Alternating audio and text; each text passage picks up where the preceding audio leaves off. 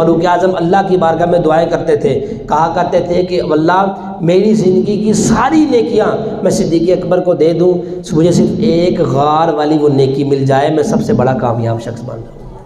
کیسی وہ نیکی ہوگی؟ صدیق اکبر رضی اللہ تعالیٰ عنہ جب رسول پاک علیہ السلام کے ساتھ ہجرت کرتے ہوئے غار ثور کی طرف چلے، رسول پاک علیہ السلام چلتے چلتے جب 4 نکات سے بس کروں گا، جب صدیق اکبر رضی اللہ جب حضور کے ساتھ چل رہے تھے نا، تو راستے میں جانے کا انداز علماء نے لکھا ہے کہ 13 میل کا سفر تھا، 13 میل، اور 13 میل تک مصطفیٰ کریم علیہ السلام کو صدیق اکبر نے اپنے کندھوں پر اٹھایا۔ امام حسن حسین کی شان تو ہم سنتے ہیں نا، کندھوں پہ اٹھایا، اور اس شان کو سن کر ہماری عزت اور افزائی بڑھتی ہے۔ امام الانبیاء کے غلاموں، جس طرح وہ حسنین کریمین کی شان ہے کہ کندھوں پر اٹھایا اور یہ عظمت عطا فرمائی، قربان جائیے اس صدیق اکبر کے اس مبارک وجود پر جس پر مصطفیٰ کریم علیہ السلام سوار ہوئے تھے۔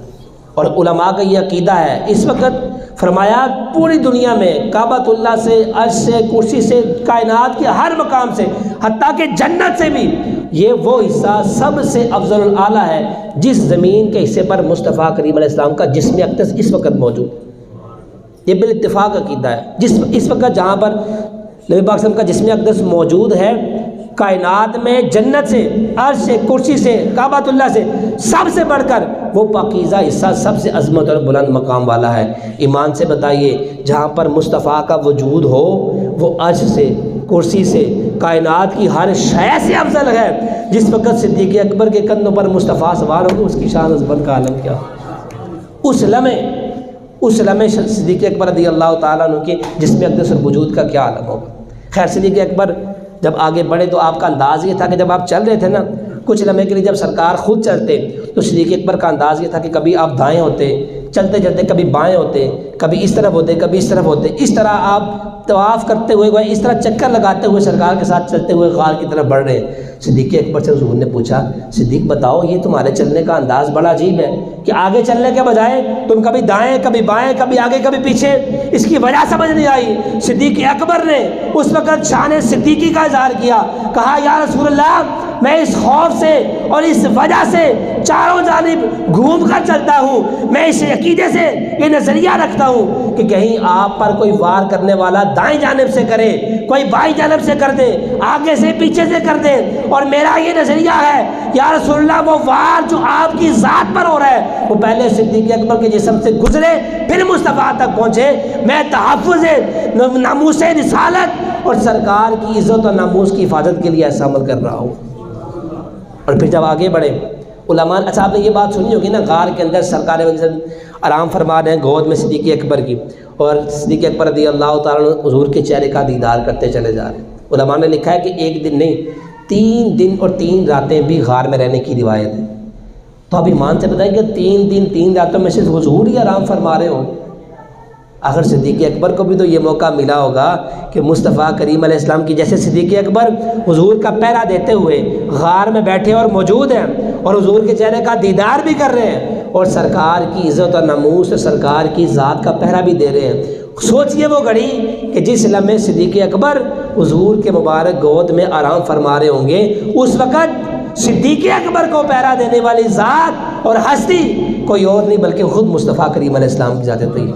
اور یہاں پر عقیدہ بھی سن لیجئے، رسول پاک علیہ السلام کی عزت اور ناموس اور آپ کی ذات کی حفاظت کرنا، اس وقت صدیق اکبر نے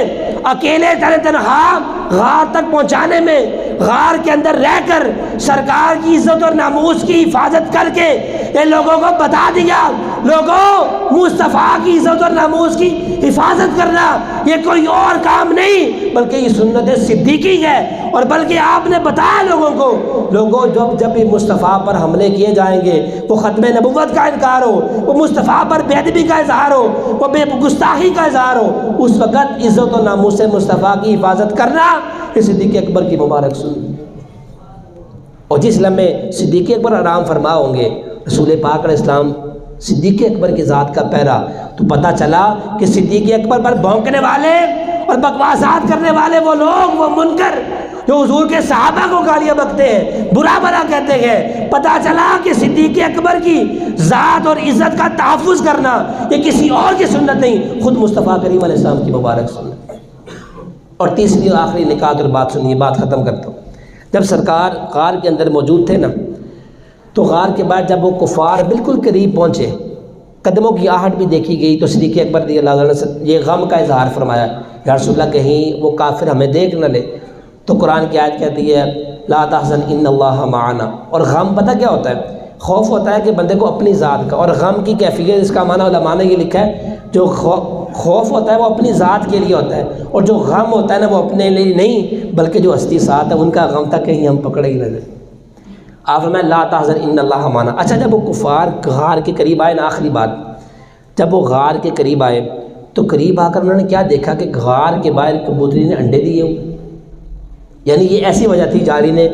مکڑی نے جالا بنا ہوا ہے۔ وہ کبوتری کے انڈے دیکھ کر ان کو یہ اندازہ اور یقین بڑھ گیا کہ یہاں پر گئے ہوتے تو یہ انڈے یہاں پر نہ ہوتے، یہاں پر نہ دیے جاتے، اور راستہ جانے کا تو ایک ہی راستہ ہے۔ تو لہٰذا وہ اس مکڑی اور اس کبوتری کے اس انڈوں کو دیکھ کر بھی وہ واپس پلٹنے کے لیے تیار ہو گئے۔ امام الانبیاء کے غلاموں یہاں پر جملہ سنیے گا، غار کے باہر اس کبوتری نے انڈے دے کر نبی پاک صلی اللہ علیہ وسلم کی اور صدیق اکبر کی عزت اور ذات کا تحفظ کیا، اور علماء نے کتابوں میں لکھا ہے اب تک،